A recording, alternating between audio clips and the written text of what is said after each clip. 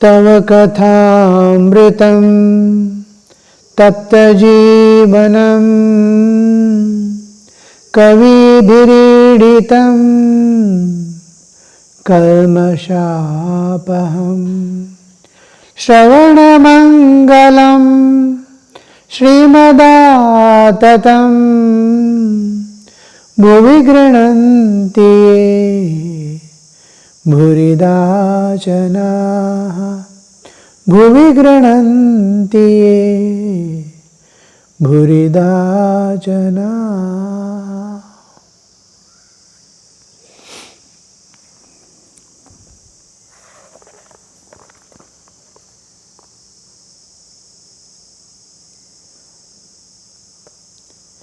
The longing of the worldly minded for God is momentary. Like a drop of water on the red hot frying pan. The water hisses and dries up in an instant. The attention of the worldly minded is directed to the enjoyments of the worldly pleasure. Therefore, they do not feel yearning and restlessness for God. The worldly minded. That is, the whole nature has two important principles. One is self-preservation. Strive yourself to sustain your life and grow. Or the nature's law is grow or perish. If you don't, you'll perish. Grow or perish. Sustain yourself. Even a small insect, bacteria struggles to have its food and sustain its life. Otherwise it has to die. The second thing is, in that, the first itself, the self-preservation, senses are given to perceive, to cognize, to recognize, to understand what can be eaten, what should not be eaten. In this world, there is duality. We are in the realm of time and space. It creates duality to good and bad, right and wrong, poison and nectar. All these are there. This each has to perceive what is suitable for me. Each has to search his own food. Suppose there is a chili plant, I may not be able to eat a chili. Hot spice I may not be able to eat. A single chili if I put in the mouth, it burns like fire. But there are insects which live on these chilies. They only attack only chilies and start living on that. It is nectar for them, it is maybe poison for me. There are some fruits, plants which are poisonous for humans. But many insects survive on that. Even tobacco, if you put a little tobacco in the mouth of an insect, it will die. There are some insects which dwell on those plants, tobacco plants, and make their living. So each has to see what can sustain its life, and at the same time, nature gives an incentive of taste. If you feed a cow with grass, it will eat and sustain. If you feed oil cakes, how joyfully it eats, with great gusto. Like that, there is an incentive of joy also. Senses are meant to not only to perceive, but to enjoy also. Eye recognizes things, but the mind, seeing a thing, enjoys. A beautiful flower, a beautiful scene, it enjoys. Smell, bad smell, good smell. Good smell and it enjoys. All the five senses, touch, soft, hard, tough, painful, all this. The second thing is, this is one aspect. Another is the preservation of species. In preservation of species, the progeny has to come forward. A plant, before it dies, it has to produce seeds and throw before it dies, so that the vegetation will continue. This is another law of nature, preservation of species. So this preservation of species, an huge incentive is given, intense joy, that momentary forgetfulness of identity that makes the man mad. It is insignificant joy and extremely momentary, but the intensity with which the heart holds on to that, forgetful of everything. Even it doesn't care for its losses that it has to sustain, or even the death, it will not care for. I have to enjoy. So these enjoyments of senses, sense enjoyments, are called pleasures, sense pleasures. They are not happiness. Happiness is sustained and joyful way of living. Happiness. Joy is when it is a short time. No, I go for a picnic, I am joyful. I go for a play, I am joyful. But sense pleasures are different. It is directly affecting mind. Mind is made a little tranquil. So these are a beautiful song. No, song pertains to hearing, one of the sense. But there is a song which can excite your senses, excite your body, excite your senses, excite your energies, pranas, at the same time, which can make you enter into transcendental realm like bhajans, which can link you with nature, which can make you one with nature. You can make you forget the whole thing and enjoy the transcendental beauty, transcendental peace also. These help the spiritual evolution of the jiva.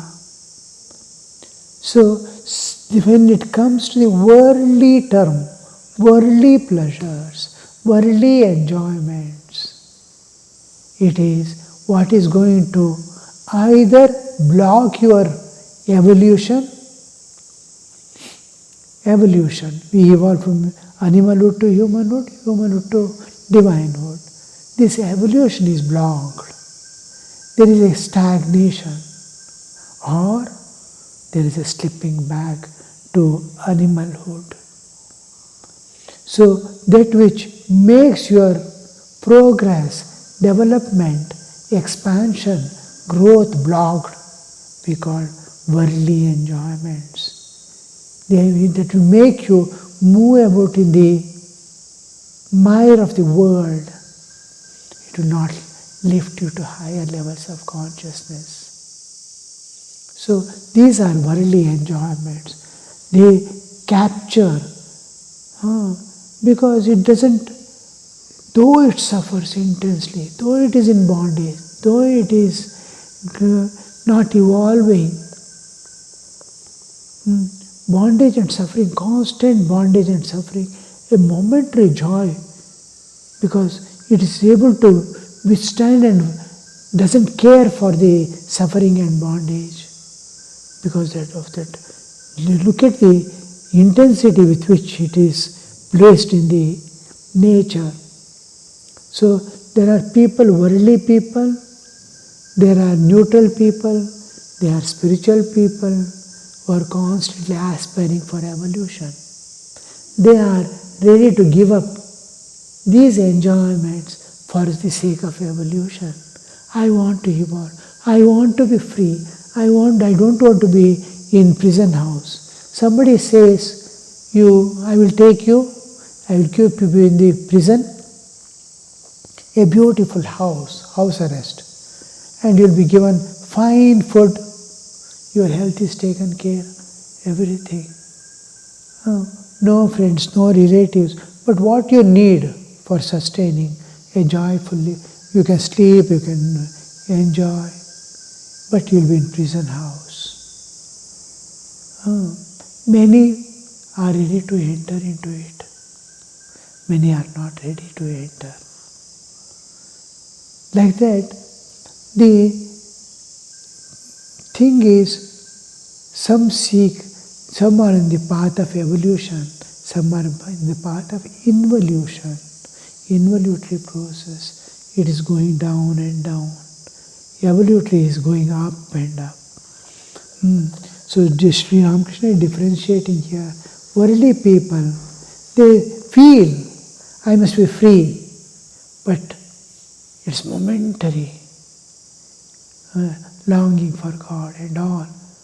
They feel often, that I too want.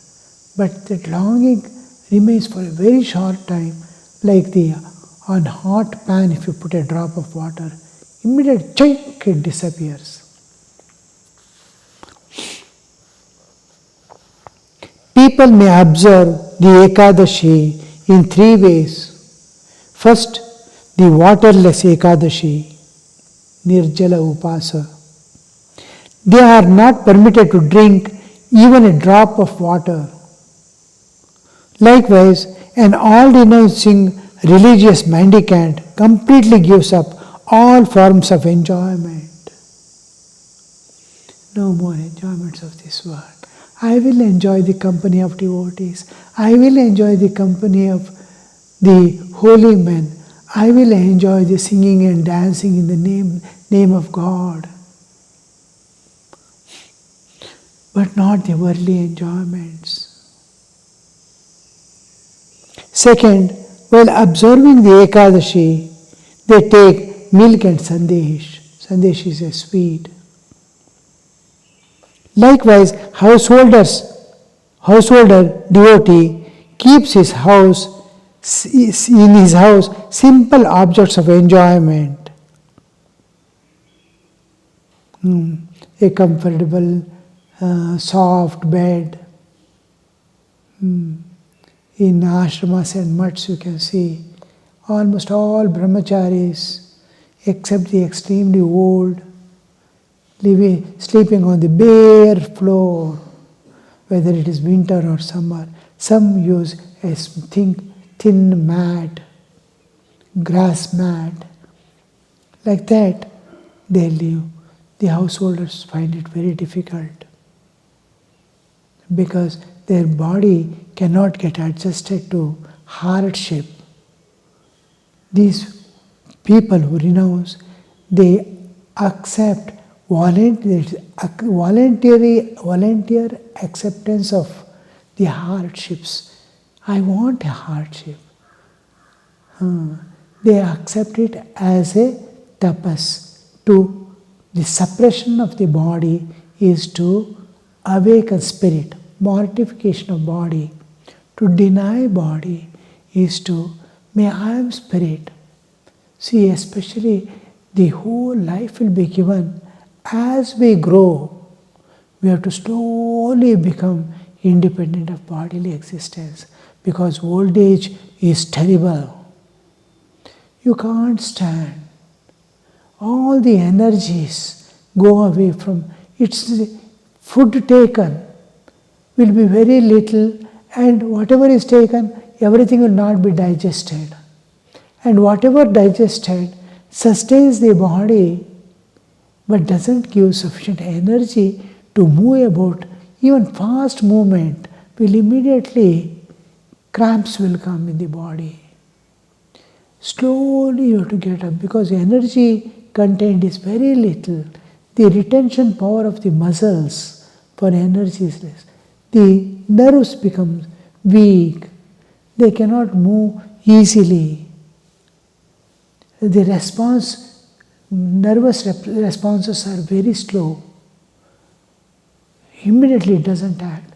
Suppose I am standing on a stool, I am losing balance, neither nerves will cooperate nor the muscles. Bones will not interfere at all. The whole thing is a play of bones and muscles and nerves, and both refuse. Just like leg sleeps off. Sometimes sitting for a long time, legs sleep off. You can't stand. It cannot gain, because nerves have been pressed and it has got entered into numbness. You cannot. Like that. Before, when you are strong, body is still in good condition, you must slowly start becoming objectify the body, and look at it as an object. Don't subjectify it. Once you start subjectifying your body, you will find great difficulty in managing yourself. Subjectively, I am body, and body fails, you fail. When you objectify the body, whatever happens to the body, nothing happens to me. I am the subject. Body is only an outer cover. So when body is strong and sturdy, you have to slowly objectify, because one day it is going to fail and you will be happy. You will be joyful, you will be fearless. If body crumbles down, even if body, Vinayakananda says, when I am sitting in meditation, you can put fire on my body, I will not know. To that extent, ultimately it goes, total dissociation with the bodily existence. So, the second, while observing Ekadashi, these people, the renunciates, they voluntarily, they accept the hardships to awaken the spirit and deny the body. Likewise, a householder devotee keeps his house simple objects of enjoyment, soft bed, AC conditioned, air conditioned, vehicles, instead of hard seats of cycling. They go for motorcycle. Those who have motorcycle, they go for a car, and those who have car will go for a comfortable car. Like that. The third, while observing Ekadashi, they eat luchi, chakka. They eat their fill. They keep a couple of loaves soaked in milk, which they will eat later on. They are not what the North Indian custom is, not to eat. It is according to Ayurveda. That is, you will not eat the food what you are eating every day. Now, rice, wheat and all we eat every day. So on fasting days like Ekadashi, they will not eat those. They will eat roots and fruits. Now, what grows below the earth? they start taking, like sweet potato and all these things. And normal grains, instead of normal grains, they will take millets and other things. They can, what they take every day is given up, because every cell in the body will be longing for a new food, a new nourishment, new thing. So these people, the third type of people, they will eat to their fill, as they used to eat the other days also, but change the food, that's all. A man practices spiritual discipline, but his mind is on woman and gold. It is turned towards enjoyment. Therefore, in his case, the spiritual discipline does not produce the desired result. The right result it doesn't produce, because mind is set. The whole thing is mind must dissolve in the ideal. Now, I am going to think of God. I am going to meditate. I am spiritual aspirant. I aspire for spirituality. I want to be spirit instead of body. I want to realize my real nature. All these are the things that spiritual aspirant aspires for. Now in that, the whole mind has to dissolve in the object of meditation. It has to dissolve. Unless mind dissolves, the truth will not be revealed.